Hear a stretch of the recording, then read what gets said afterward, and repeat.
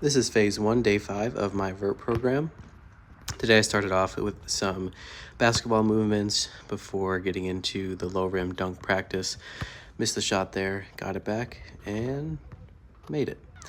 So after doing a few more layups and basketball movements in general, took one more corner shot, and then got into the dynamic warm-up with the resistance band, did some lateral walks going side to side, and then backwards and forwards, just working all different parts of the hips, and finished off here with knee raises, working more of the hip flexors before picking up the 10 to 20 pound band.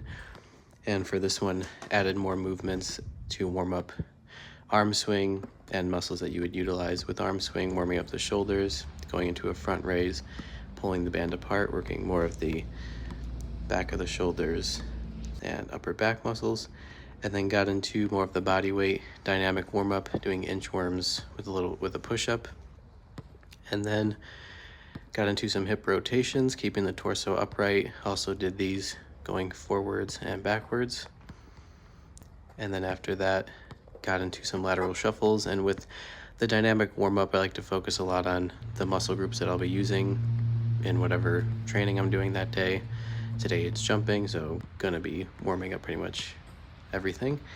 And then here, warming up more of the hamstring and just working balance, and the quads here, touching the opposite toes. And then got into some toy soldiers, keeping both legs as extended as possible before doing butt kicks, and then some fast feet high knees, going down and back from about the free throw line or a little bit farther.